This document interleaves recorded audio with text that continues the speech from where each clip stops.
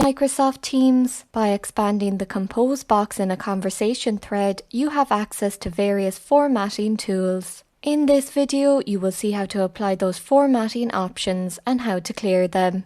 I currently have the channel presentation selected. To start a new message in this channel, click the New Conversation button at the bottom left of the central workspace. A text field will open at the bottom of the window. Into the text field, I'll type out a short message. Below the text field at the bottom left, I'll click on the Format button displayed as an A icon. Once clicked, this will open the Formatting Compose box. From here, you can format and apply effects to your messages. Above the main message text field is an Add a Subject text field, which you can use to give your message a subject line. At the top left of the Compose box is the text New Conversation, indicating the message that I am typing is a conversation. If I click the drop-down arrow to the right of this, from the menu I also have the option of making this message an announcement. I'm going to click away to close this menu. Using the formatting toolbar at the top of the Compose box, I can apply effects to my text. For example, I'll highlight the text Next Month's Newsletter in my message, and then make it bold by clicking on the Bold tool on the left of the toolbar. I'll also make it underlined by clicking the Underline tool to the right of that. You can also use keyboard shortcuts to apply those effects. For example, I'll highlight the text Please Message Me. To make it bold, press the Ctrl and B keys on your keyboard. And to make it underlined, I'll use the keyboard shortcut Ctrl and the letter U. I'll click away to show those effects have now been applied. To remove those effects, highlight the text again, and then click the Bold tool and Underline tool in the Formatting toolbar, and those effects have been removed. I'll highlight the other piece of text, and I'll use the keyboard shortcuts Ctrl and the letter B and Ctrl and the letter U to remove the effect from the text. With this text still highlighted, I can apply a font color to it by clicking on the Font Color tool. A menu will appear with a few different color options, and at the top of the menu is the option Automatic, which you can use to change the font color back to black. I'll select the color red, and then click away to show that color applied to the text. I'll go ahead and select a different piece of text, and this time I'll highlight it by clicking on the Text Highlight Color tool. And from the menu that opens, I'll select the color green. To remove the highlight from a text, select that text again. Click on the Text Highlight Color tool, and from the top of the menu select the No Highlight option. It is also possible to combine the font color and highlight effect on the same text. I'll select the text with the font color applied, and I'll apply the highlight effect by clicking on the Text Highlight Color tool, and select the color yellow from the menu. Click away to remove the text selection, and both those effects are applied. To change the font size of text, highlight a piece of text. Then click the Font Size tool in the toolbar. In the menu are the options Small, Medium and Large. I'll select the option Small, and the selected text has now been reduced in size.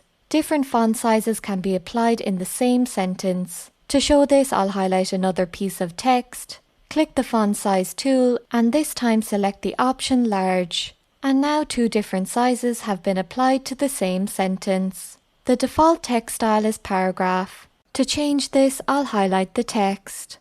Then click the drop-down arrow to the right of paragraph in the toolbar, and from the menu I'm going to change the text style to heading 1, and you can see that applied to the text I selected. There are a few ways you can clear the formatting. You can use the keyboard shortcut Ctrl and the letter Z, and this has undone the last formatting I applied.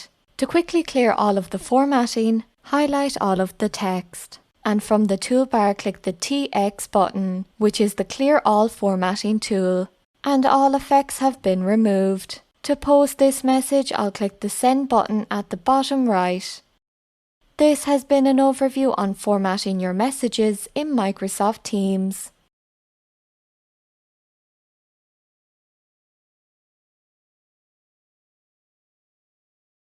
In order to organize an outline or a list in your message, you can create bulleted or numbered lists. You can even create subsections to further improve the structure of your lists.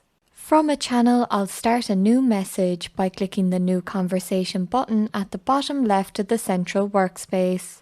I'll open the Formatting toolbar by clicking on the Format button at the bottom left of the text field. Into the text field, I'll paste in some text using the keyboard shortcut Ctrl and the letter V. And then I'll click at the start of the first item in my list. To quickly insert a bullet point, you can press the dash key and then the space bar on your keyboard. And a bullet point will display before that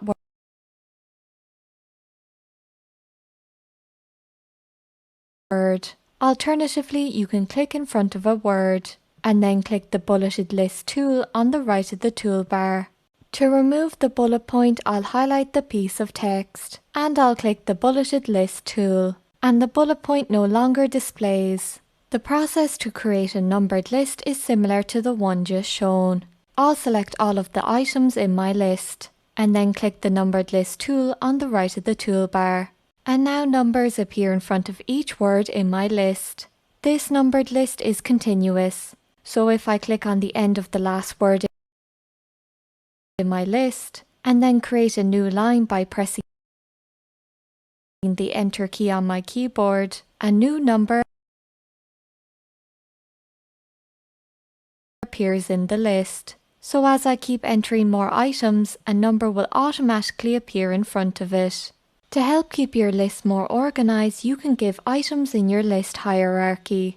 To do this, I'll place my cursor in front of an item in my list and then press the Tab key on my keyboard. And now the item below number 2 has been indented to the right and has been given the number 1. Another way to do this is by again placing your cursor in front of an item and then clicking the Increase Indent tool in the toolbar. And again the numbers in my list have changed. And now the text below item number 3 in the list has been indented and has been given the number 1, thus creating a sublist. In your sublists, you can again give them sublists. I'll place my cursor in front of item number 4 and then click the Increase Indent tool. The item indents and is given a new number. I'll click that tool again and the item has been indented further and has now been made a sublist of the sublist above. To remove hierarchy, click in front of a sublist item and then click the Decrease Indent tool, and that hierarchy has been removed. Alternatively, you can click in front of a sub-item and then pressing the Shift and Tab key on my keyboard. The indent decreases and I'll press it again to remove the hierarchy, and I'll remove the final indented item by clicking in front of it and then pressing the Shift and Tab key on my keyboard. To remove a bulleted or numbered list without deleting the text, first highlight all of the text in the list, and depending on what type of list you have, either click the Bulleted or Numbered List tool. I'll click the Numbered List tool, then click away to remove the text selection, and the numbered list has been removed. I'll post the message by clicking the Send button at the bottom right. This has been an overview on creating a list in Microsoft Teams.